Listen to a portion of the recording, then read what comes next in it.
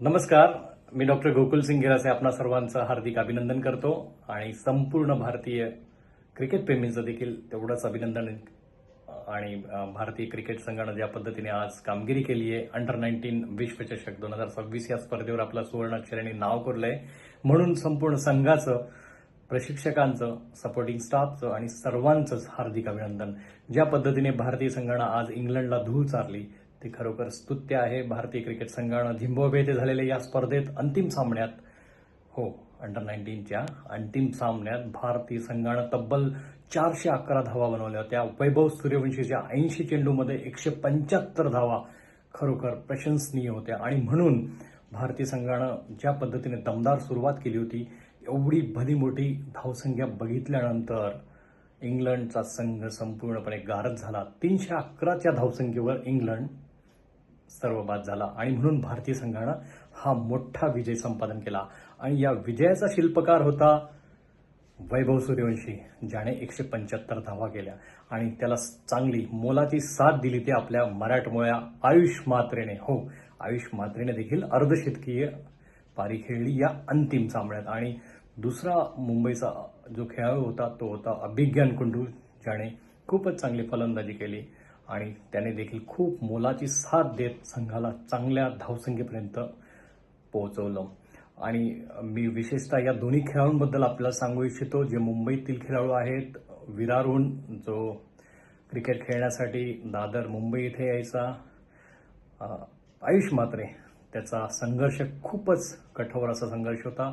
Local ट्रेनमध्ये एवढी मोठी किट बॅग घेऊन, स्कूल बॅग घेऊन येणं सोपी गोष्ट नक्कीच नाही आणि मी त्याला जवळून बघितलंय। मुंबईतील अनेक क्रिकेट स्पर्धा मी बघितल्या जवळून। काही सामन्यांमध्ये मला समालोचन करण्याची संधी पण लावली, जसं की मुंबईतील सिलेक्शन ट्रायल क्रिकेट टुर्नामेंट असते अंडर 16ची, कल्पेश गोविंद कोहली क्रिकेट टुर्नामेंट। त्या स्पर्धेदरम्यान देखील मी या दोन्ही खेळाडूंना बघितलं, अभिज्ञान कुंडू आणि आयुष म्हात्रे यांना। त्यांनी त्या स्पर्धेमध्ये देखील खूप चांगली कामगिरी केलेली आहे आणि त्यांनी अहोरात्र परिश्रम केले।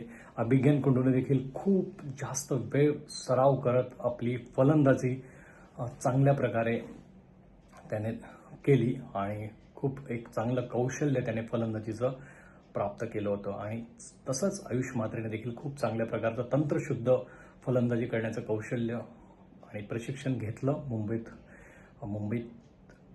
मुंबई क्रिकेट असोसिएशनच्या माध्यमातून आणि विविध प्रशिक्षकांच्या माध्यमातून, शालेय प्रशिक्षकांच्या माध्यमातून आयुष म्हात्रेला देखील खूप चांगली संधी मिळाली आणि त्याने त्या संधीचं सोनं देखील केलं।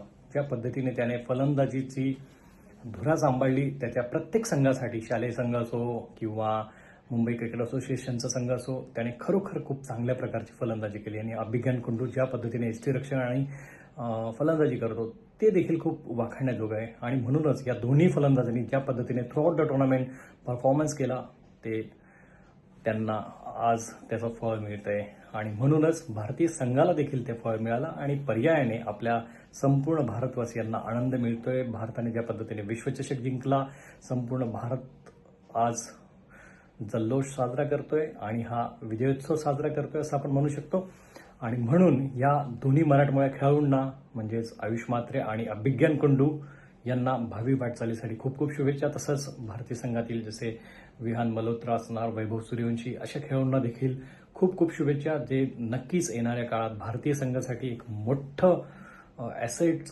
म्हणून पुढे येतील असं मला वाटतं। ज्या पद्धतीने वैभव सूर्यवंशी आत्तापर्यंत खेळतोय ते खरोखर अतुल्य आहे। अजूनपर्यंत तरी कुठल्याही खेळाडूने अंडर 19च्या इतक्या दैदिप्यमानरित्या कामगिरी अंतिम सामन्यात नक्कीच कोणी केलेली नाहीये। भारतीय क्रिकेट संघाचं पुन्हा एकदा हार्दिक अभिनंदन।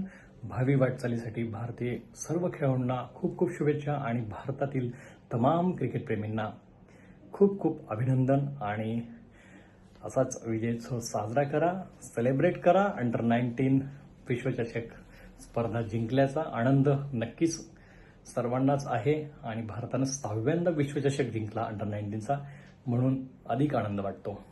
धन्यवाद।